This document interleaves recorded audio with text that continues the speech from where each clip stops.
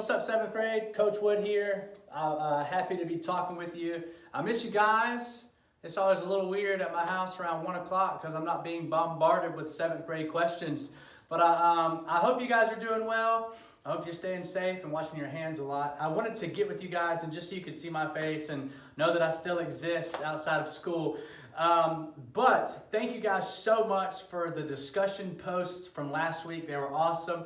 You guys did a great job, and it was fun for me to read your thoughts on the book so far, specifically where it pertains to Claire and the way she's thinking about these rules that she's clearly been under her entire life.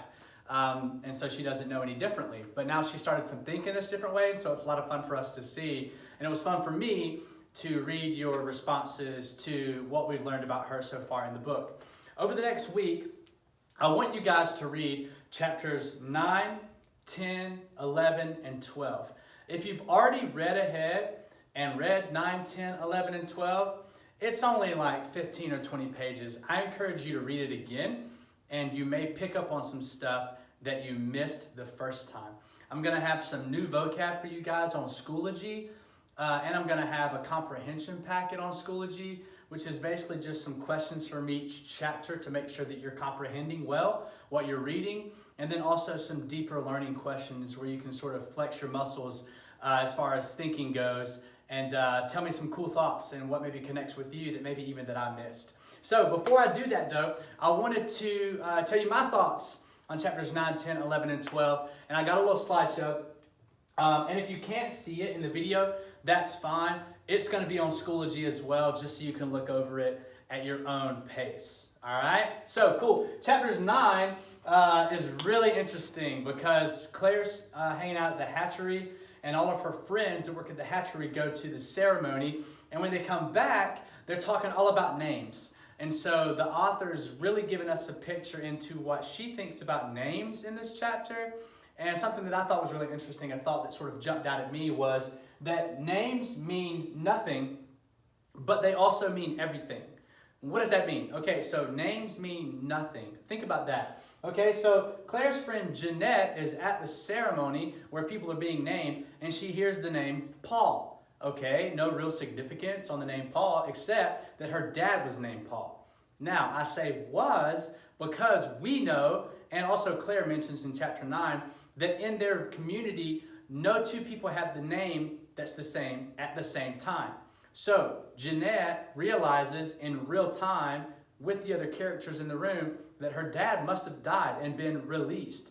And so we know that that's really interesting for her to learn that way and not really even react, because all the relationships in the book, even between the people who raise you, are very professional, very business, not a lot of emotion involved.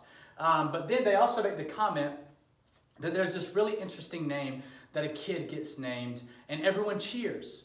Why would they do that? Because they remember the last person that was named that, and they really liked that person. They were well liked. And so that's what I mean when I say, but a name also means everything.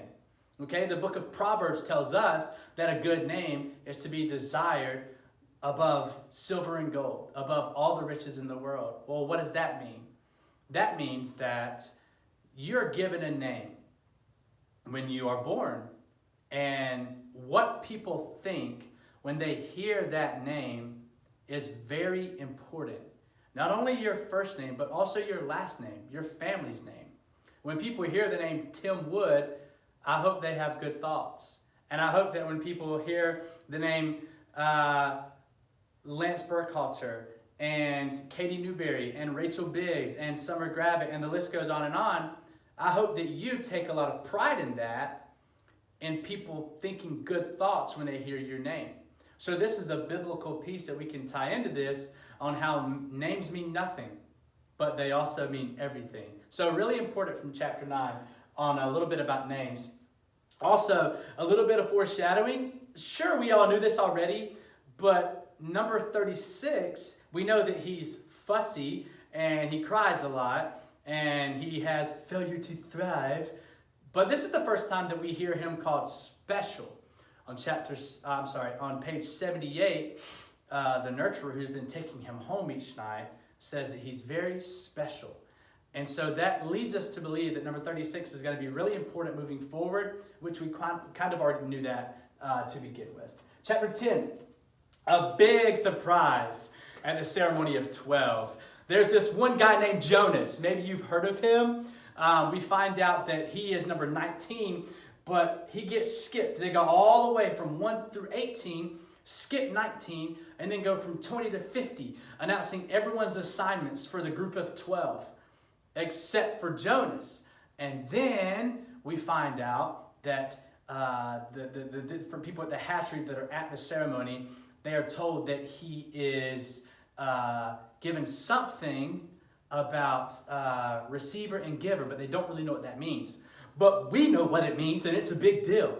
So we sort of already knew what all was going to happen in this book based on some of the context that we've been given. But this is the first time we've seen this name, and obviously it's really, really important going back to the giver several books ago. So that's a big bomb dropped on us in chapter 10. Chapter 11, one thing that really stuck out to me is if you guys remember chapter 1 that we read in class together where Claire is giving birth to number 36, we talked about maybe that women were treated unfairly in this book. But I think some of that's kind of undone a little bit because Claire meets the guy who works on the boat in chapter 11, and he tells her that, hey, you should come meet Marie on our boat. Everyone's always really interested that she's on our boat because women aren't normally boaters. And Claire has this thought, wait, that's not a woman's job. Here in our community, everyone just gets assigned work, no matter what gender they are, boy or girl. And so I think we sort of maybe misunderstood that as a class, and me included, that women are mistreated when, because of the way the communities ran, where there's no individualism, no exceptionalism, none of that, people are assigned, what they're going to do. Doesn't matter, boy, girl, pretty, ugly, fat, skinny, whatever it might be. And so I thought that was really interesting. Make sure you pay attention to that on page 88 when you get there. And then this is, the guy on the boat tells a lot about where he's from, all the freedom they have. He talks about the story of he and his dad and how his dad taught him to swim. And it's a lot different than Claire's upbringing. And so we know that Claire's, since she's found out about number 36 and gotten into this routine at the hatchery, she's really bored. She's really restless. She's not in any way satisfied with her life. And I think this is the first place where we see her get this idea that there has to be more out there. So that's really interesting too in chapter 11. And in chapter 12, the big bomb that we get in chapter 12 is that their nurturer that is taking number 36 home with him each night is Jonas's dad. And so, yeah, maybe some light bulbs are clicking there from the giver, where we know that this little boy that was at the nurturer's house every night, Jonas would soothe him by putting pleasant thoughts into his head, giving him pleasant memories, because he's getting these memories in the giver from the giver, as he is the receiver. And so what you've got here, if you guys haven't figured it out quite yet, is that son and giver are taking place at the same time. They're just two different perspectives. So where, of course, the giver is from Jonas's perspective, and this point in time, son is from Claire's perspective in the exact same point of time. And so you guys know what happens in giver. We're going to have to see how that ties in with the rest of son. We've only got a few more chapters until part 1 is over. So make sure that you're reading, that you're comprehending. If you have questions, email me or message me on Schoology. Don't forget, you're going to have some new vocab words on Schoology this week. And you'll also have a comprehension packet for chapters 9 through 12. We'll probably have some sort of online quiz next week. So that would be like March 30th would be the Monday, I believe. So don't worry about that this week. Just get that vocab knocked out and get the comprehension packets knocked out. But other than that, I hope you guys are doing well. I miss you. And if you need me for anything, just let me know. And holla.